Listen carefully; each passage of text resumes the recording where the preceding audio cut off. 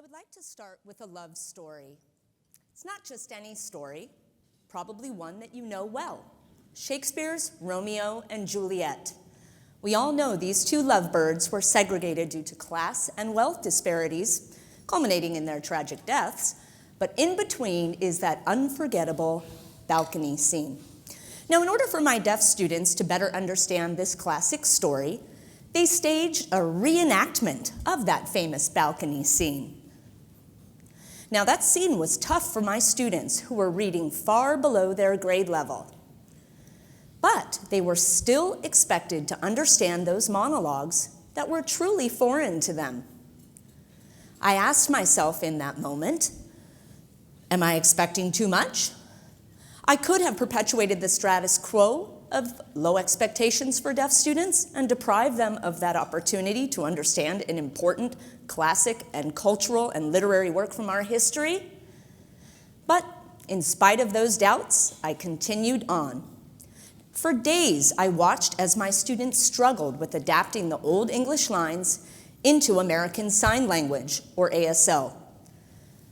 Lo and behold, during the performance, our Romeo and Juliet performed magnificently. They delivered each line just as it has been translated.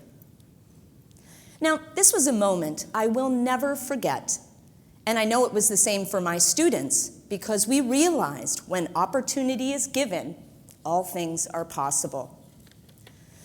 That experience really did bring me to tears. It was such a special moment about which I felt great pride. It was then I knew that I was meant to be a teacher. I also realized that teaching was not just about reading from books. It was about believing in my students. It was about providing them opportunities to thrive, opportunities to learn from their own mistakes, and giving them the confidence to pursue their dreams. It really was teaching them to embrace their own humanity. Now, how do we teach our deaf students to, quote, embrace their own humanity when there have been significant misunderstandings and misrepresentations of what and who deaf people are?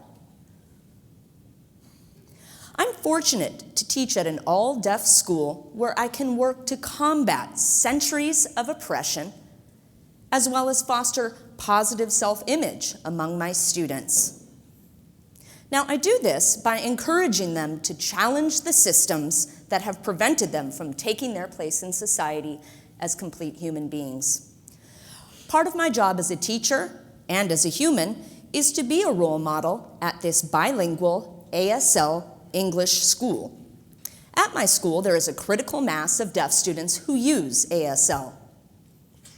Our faculty, comprised of deaf and hearing teachers, strive to provide meaningful academic and social growth for all of our students through the only truly 100% accessible language, ASL. Now, if you're familiar with the history surrounding deaf education, you will understand why it's significant that I am here today on this stage addressing colleagues like you. It is significant because only 50 years ago, deaf teachers were almost non-existent. Now, let's look back to the year 1880 when the International Congress on Education for the Deaf, or ICED, met in Milan, Italy. Delegates from all around the world, all of whom were hearing, not one of them deaf, officially decided sign languages would be banned from all educational institutions. As you can imagine, this conference resolution isolated our deaf community, keeping deaf children away from their peers and deaf teachers, their very own people, those people who could have been role models. Deaf people were denied their linguistic as well as cultural heritage and therefore denied the fundamental human right to a fully accessible language and the ability to interact with their own people. Can you imagine that? We all know the tragic story of Romeo and Juliet, but did you know that tragic story about deaf people and their past? These tragedies are still occurring today, even in 2015, as in the case of Jose Garcia here in the very state of Washington. Allow me to emphasize, for over 100 years, sign language was banned as the language of instruction in schools for deaf children. This was done in the hopes that national statistics for deaf children's reading and writing would improve. Now jump to the 1970s when the IDEA, or the Individuals with Disabilities Education Act, further perpetuated the segregation of deaf children from their own peers by placing deaf children in hearing classrooms. This blanket policy is rooted in the mentality of giving children, quote, unlimited opportunities, but this law has only further compounded the dismal reading rates of deaf children. These philosophies of, quote, unlimited opportunities and the least restrictive environment, when enacted through a mainstreaming or inclusion lens, equate to deaf children being placed in hearing classrooms, where they become second-class citizens.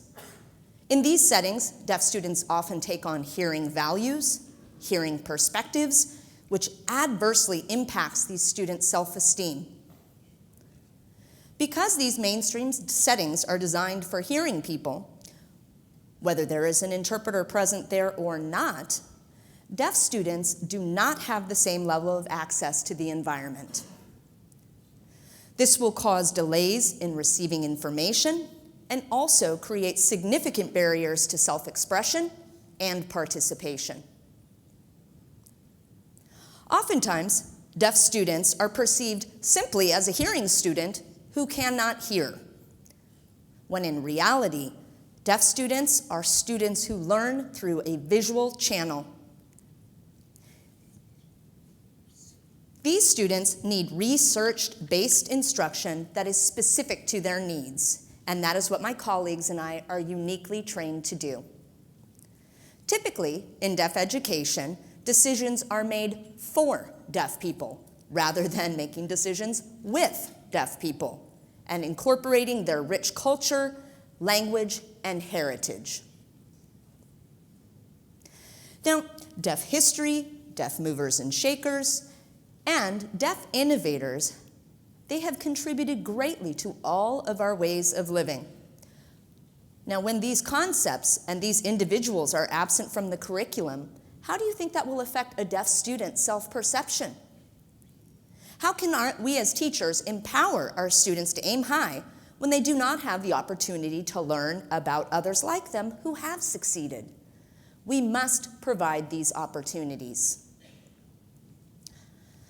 Often, if I ask my students what it means to have basic civil rights, they'll respond with examples of how Black people, or African Americans, fought for equal rights, as well as the Mexican farm workers in California who protested for better working conditions and equal pay.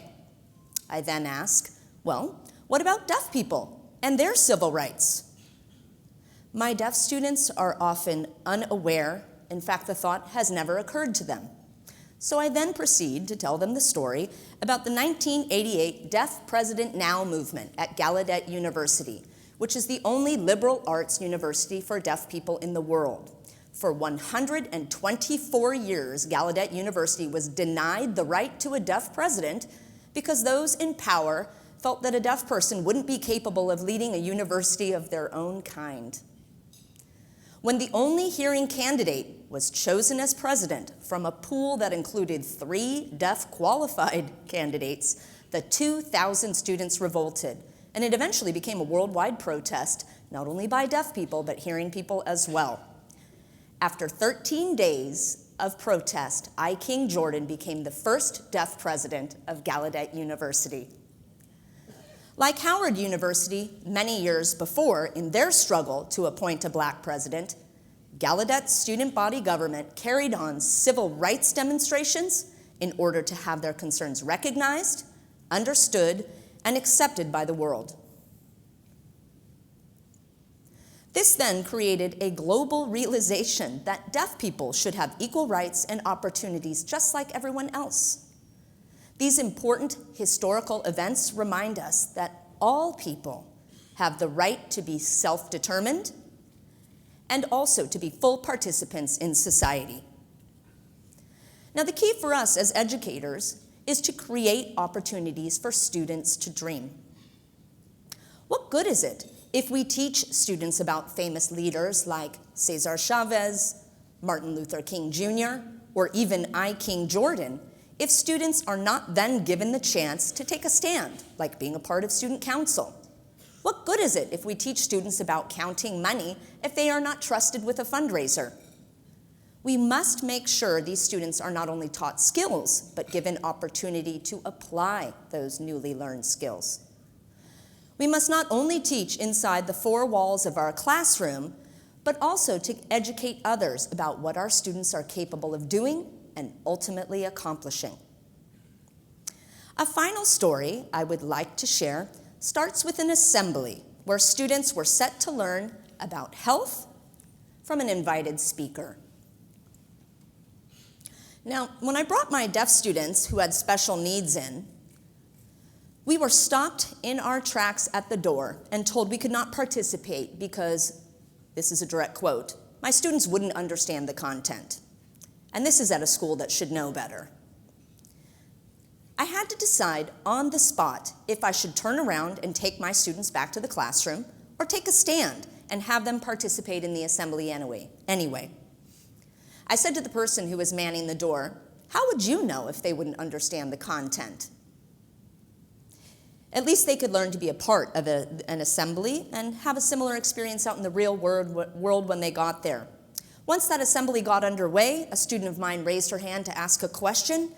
All of a sudden, the audience began murmuring. They were so impressed that she had asked about something that had not yet been covered. The joy in my student's face was evident as people approached her and thanked her for asking such an important question, which really had surprised me as well. It just goes to show that students, regardless of their abilities, when given opportunities, can contribute greatly to all discussions. Now, that experience taught me the importance of advocating for my students and for all students to be given equal rights and opportunities. We need to advocate for them, to be their voice if they are not able to speak out.